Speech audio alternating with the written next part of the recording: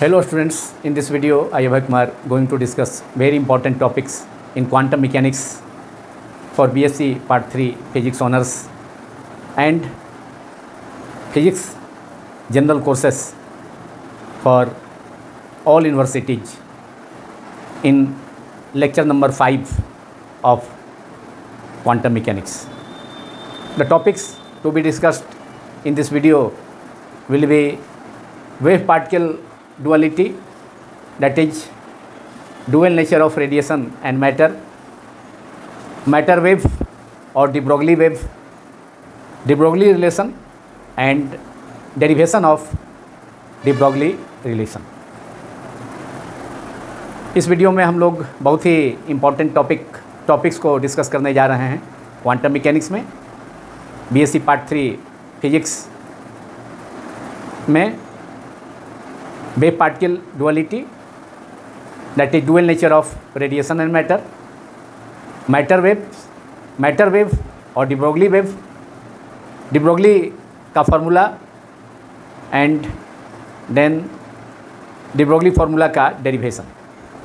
First of all dual nature of radiation and matter और wave particle duality. The optical phenomena like interference, diffraction and polarization exhibit wave nature of light, while some other phenomena like photoelectric effect, Compton effect, discrete emission and absorption indicate that light possesses particle nature or corpuscular nature. Thus we can say that light exhibits or possesses dual nature, that means wave nature as well as particle nature.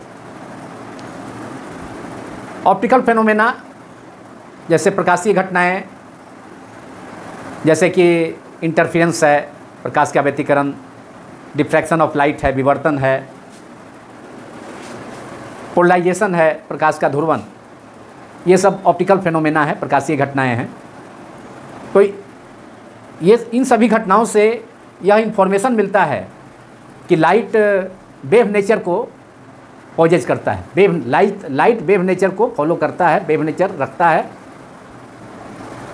इन तीनों phenomena से जिसका मैंने जिक्र किया यह information मिलता है.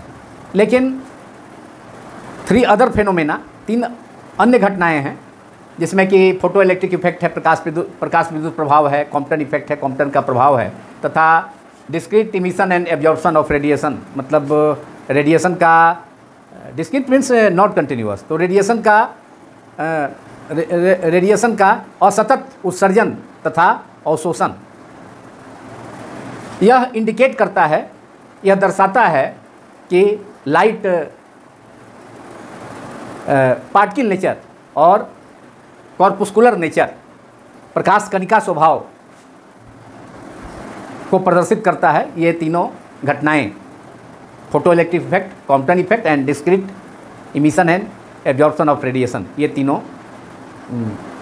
Indicate करता है कि लाइट का नेचर कॉर्पुस्कुलर नेचर है, पार्टिकल नेचर. तो इससे हम इस कंक्लूजन पर, इस निष्कर्ष पर पहुंचते हैं कि लाइट पार्टिकल नेचर को भी, वेव नेचर को तो फॉलो करता ही है, वेव नेचर लाइट तो रखता ही है, साथ साथ पार्टिकल नेचर को भी प्रदर्शित करता है. लाइट वेव नेचर को तो डिमॉन्स्ट्रेट करता ही है, साथ साथ पार्टिकल नेचर को भी डिमॉन्स्ट्रेट करता है, प्रदर्शित करता है.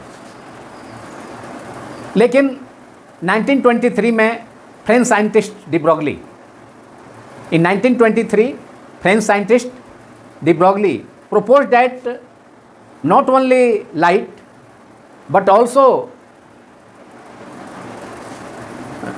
material particles or microparticles such as electrons, protons,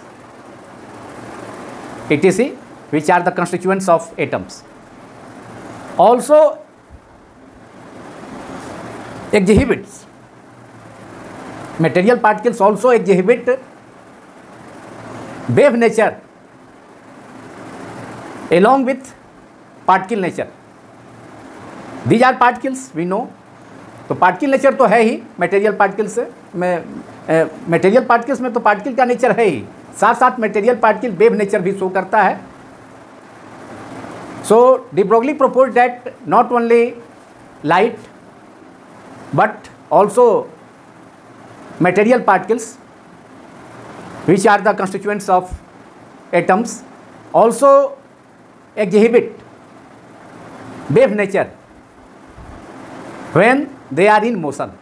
जब मटेरियल पार्टिकल्स मोशन में होते हैं तो वे भी मटेरियल पार्टिकल्स भी वेव नेचर को डिमॉन्स्ट्रेट करते हैं, प्रदर्शित करते हैं.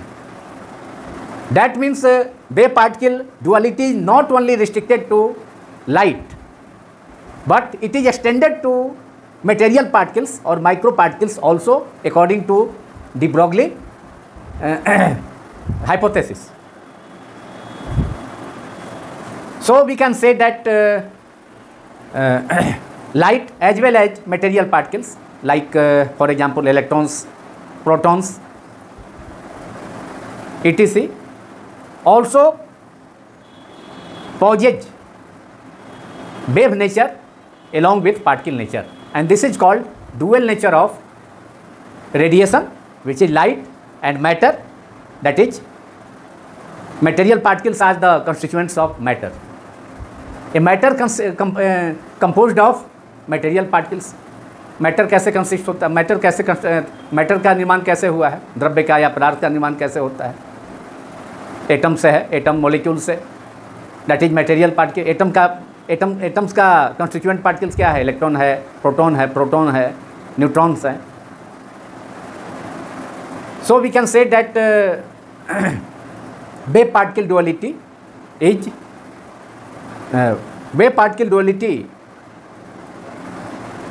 Is concerned with light radiation as well as material particles. So it is called dual nature of radiation and matter or wave particle duality. Now according to de Broglie, the wave associated with the material particle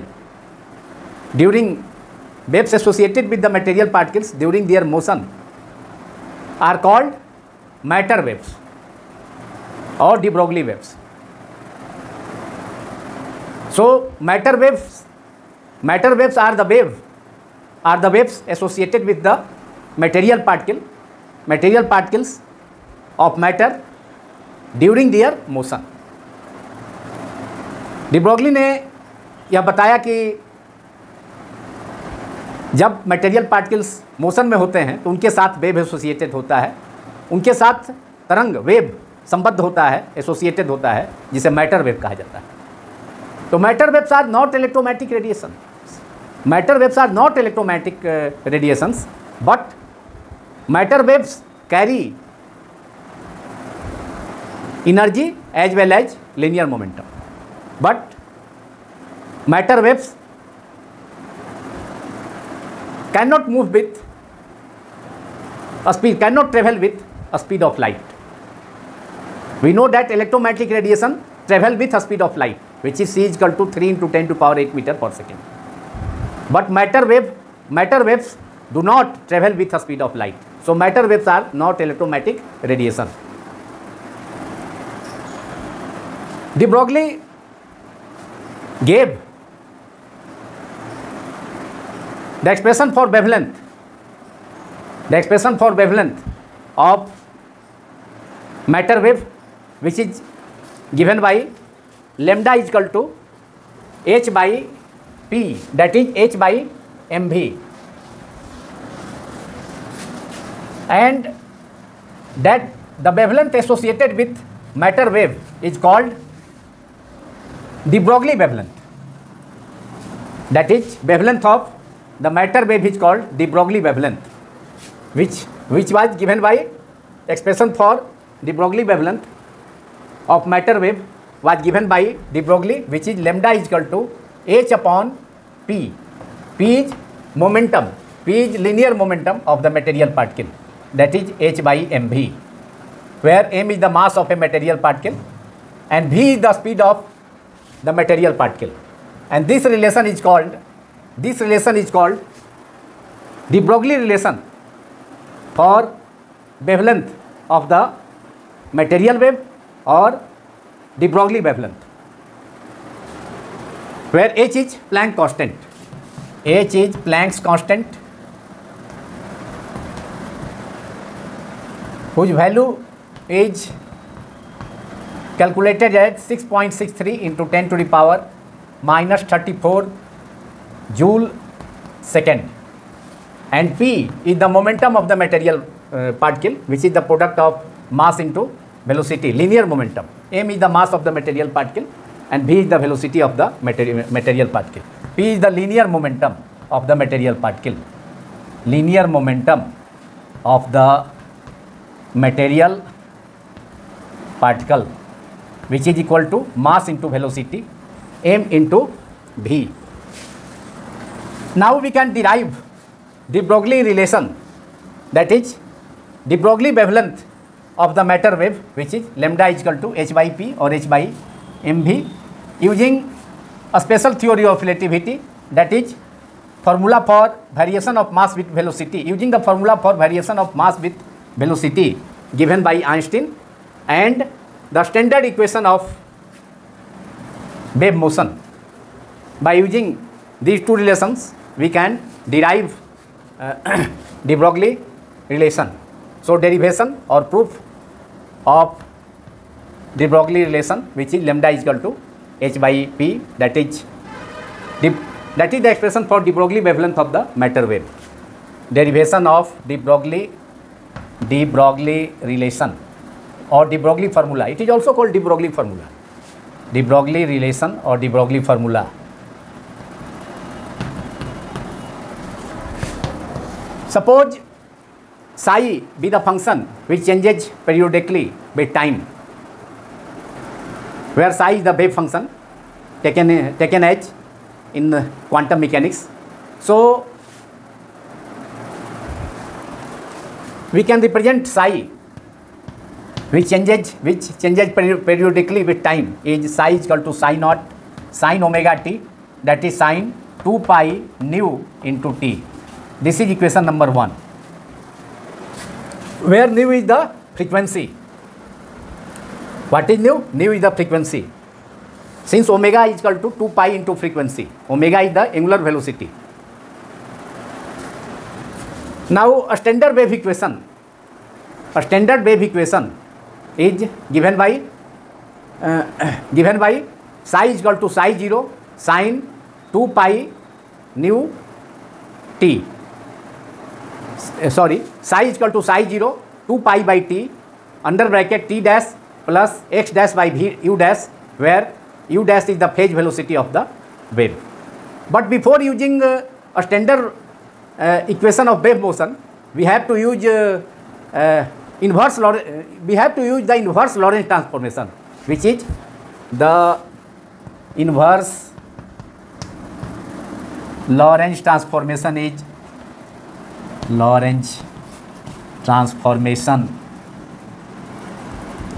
is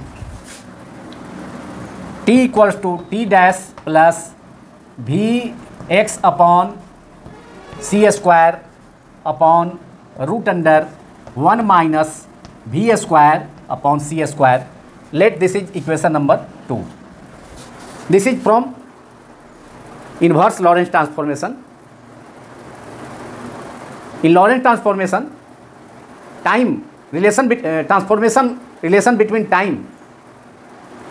transformation of time between two frames s and s dash is t dash is equal to t minus vx upon c square upon root under 1 minus v square by c square. Lorentz transformation में frame of reference s तथा s dash के बीच में time का relation हम जानते हैं, time का ट्रांसफॉर्मेशन का रिलेशन जिसका मैंने जिक्र किया. तो अब इन्वर्स लॉरेंट्ज ट्रांसफॉर्मेशन क्या है, तो वह t equal to t dash plus we x upon c square, minus की जगह प्लस हो जाएगा, upon root under 1 minus we square upon c square, where c is the speed of light, where c is the speed of light in vacuum, x is the distance, and v is the velocity.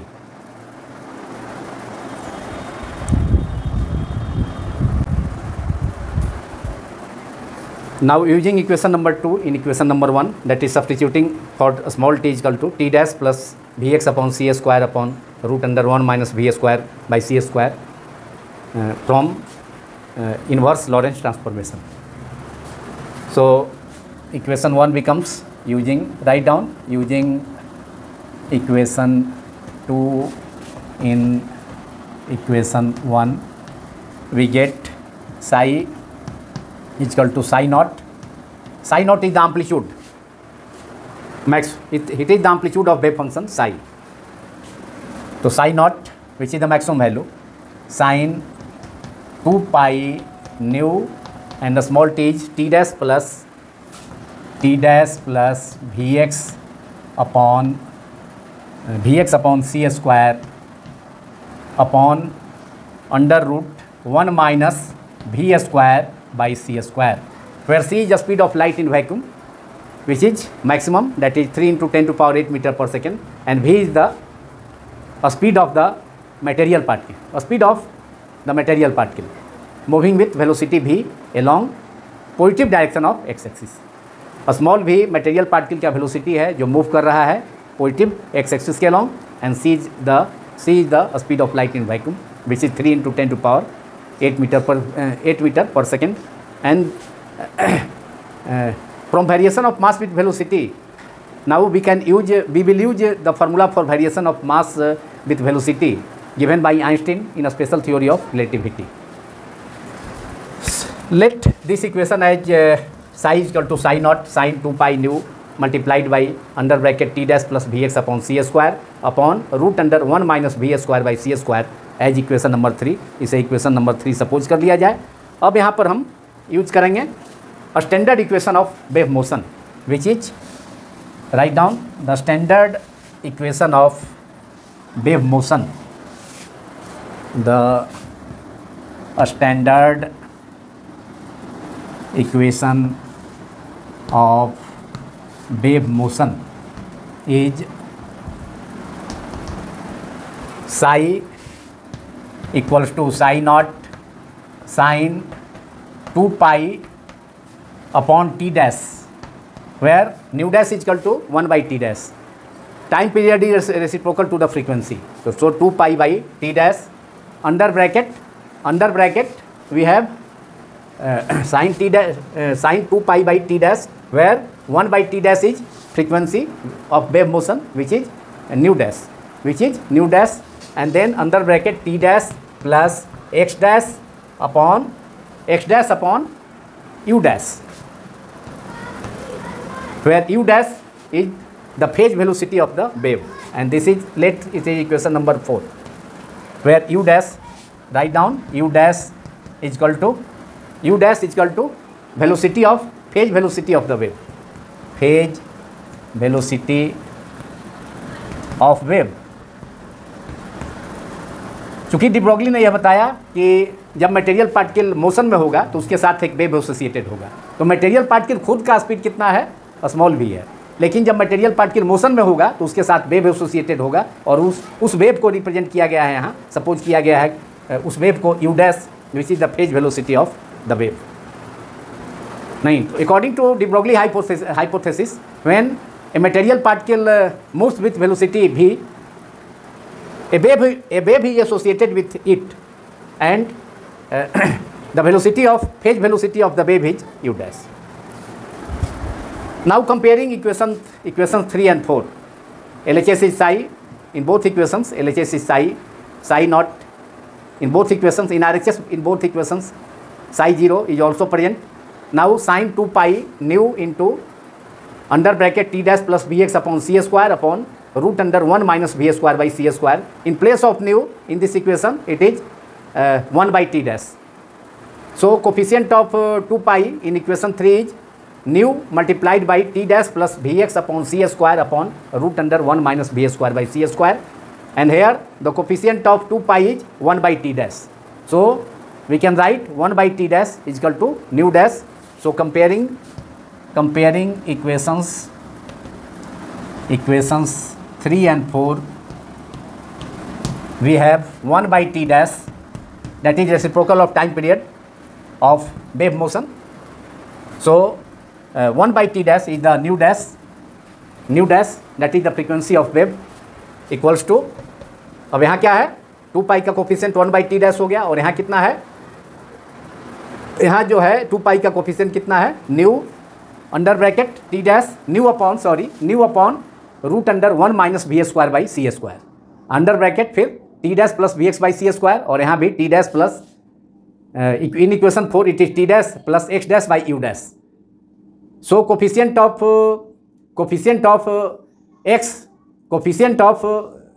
v is v by in place of coefficient of x is v by c square in equation number 3, while coefficient of x dash is equal to 1 by u dash in equation number 4.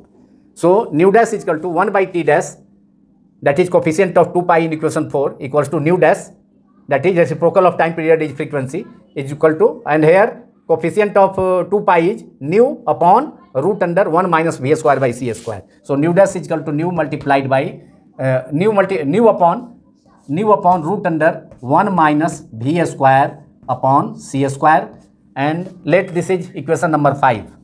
And also coefficient of in bracketed term in the bracketed terms in equation 3 and 4 dash, the coefficient of x is v by c square, and here coefficient of x dash is u dash. So we can write 1 by u dash is equal to v by c square. Therefore u dash is equal to c square by b, and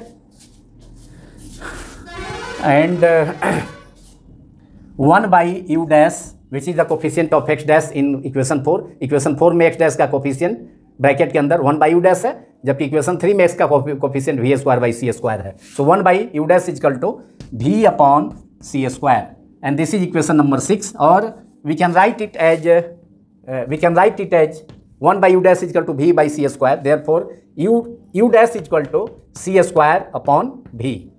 late this is equation number 6. Now we can write, now we have to use variation Einstein formula for variation of mass with velocity, which is m is equal to m naught upon root under 1 minus v square by c square.